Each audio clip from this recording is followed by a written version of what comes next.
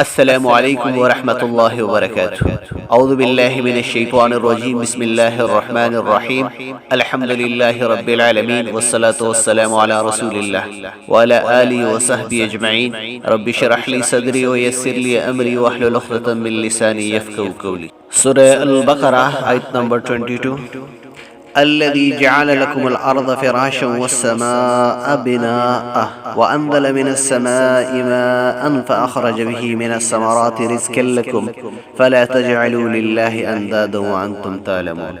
وہی تو ہے جس نے تمہارے لیے زمین کا فرش بچھایا، آسمان کی چھت بنائی، اوپر سے پانی برسایا اور اس کے ذریعے سے ہر طرح کی پیداوار نکال کر تمہارے لیے رزق بہم پہنچایا۔ بس جب تم یہ جانتے ہو تو دوسروں کو اللہ کا مد مقابل نہ ٹھہراؤ۔ اس آیت کی تفسیر میں بیان ہے کہ زمین ایک تخت کی طرح بچھی ہوئی ہے، اس کی فضاؤں کا نظام قانون قدرت میں باندھا ہوا ہے، اس کے ذریعے آبپاشی کا ایسا انتظام کیا گیا ہے کہ روئی زمین پر لوگوں کی ضروریات کی فراہمی کے لیے ہر قسم کی پیداواروں کا بندوبست کر دیا گیا ہے۔ یہ سب کچھ کس کے لیے؟ انسان کے لیے، اور یہ سب کچھ اس کائنات کے خالق وحدہ لا شریک کا کمال ہے۔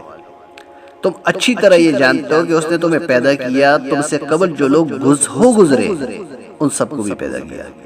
تم جانتے ہو کہ اس نے تمہارے لیے زمین کا فرش بچھایا اور آسمان کی چھت بنائی اور آسمان سے پانی اتارا، اور اس پورے کام میں اس کا کوئی مددگار نہ تھا، وہ اکیلا تنہا اس سارے کام میں تھا، نہ کوئی مد مقابل تھا جو اس کی کسی بات کی مخالفت کرتا اس کام میں، لہذا اس کا علم کے بعد بھی اس کے ساتھ کسی کو شریک کرنا نہایت ہی نامناسب طرز عمل ہے۔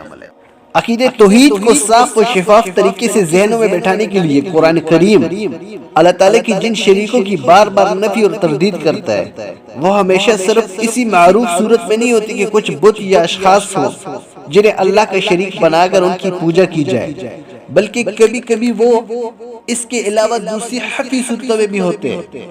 مثلا اللہ تعالیٰ کے علاوہ کسی قسم کی امید رکھنا یا اللہ کے سوا کسی قسم کا خوف اپنے دل میں رکھنا بھی شرک ہے، اور یہ عقیدہ رکھنا بھی شرک ہے کہ اللہ کے سوا کوئی اور بھی نفع نقصان پہنچا سکتا ہے۔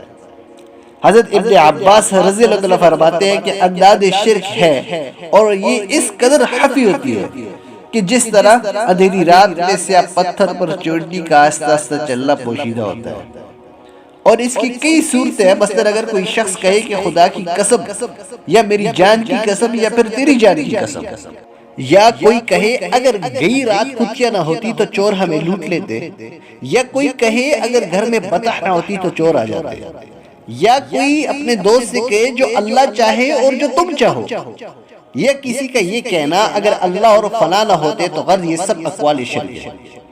حدیث شریف میں آتا ہے کہ کسی شخص نے حضور صلی اللہ علیہ وسلم سے کہا جو اللہ چاہے اور جو یا رسول اللہ آپ چاہیں، تو آپ صلی اللہ علیہ وسلم نے فرمایا کیا تم مجھے اللہ کا شریک بنانا چاہتے ہو؟ یہ تھا سلف صالحین کا نقطہ نظر شرک خفی اور اللہ کے شریکوں کے بارے میں۔ ہمیں چاہیے کہ ہم ذرا گریبان میں سر ڈال کر اپنے حال پر غور کریں کہ کہاں سلف کا شرک کے بارے میں یہ شدید احساس، اور کہاں ہم کس قدر دور ہو گئے ہم عقیدہ توحید کی اس عظیم و شان سچائی سے۔ یہودیوں کو نبی صلی اللہ علیہ وسلم کی رسالت میں شک تھا، منافقین بھی اس میں شک کرتے تھے، اور مشرکین کی بھی یہی حالت تھی۔ قرآن کریم یہاں سب کو چیلنج دیتا ہے اور ان کے سامنے ایک فیصلہ کن عملی تجربہ رکھ کر ان کو دعوت دیتا ہے کہ وہ اس قرآن جیسی کوئی کتاب لے آئیں۔ اسی بات کو انشاءاللہ ہم نیکسٹ آیت میں بیان کریں گے، اور نیکسٹ آیت میں انشاءاللہ اس بات کو لے کے چلیں گے۔ اللہ تعالیٰ مجھے اور آپ کو اس قرآن پر عمل پیرا ہونے کی توفیق عطا فرمائے۔ جزاک اللہ خیر وبعلینا۔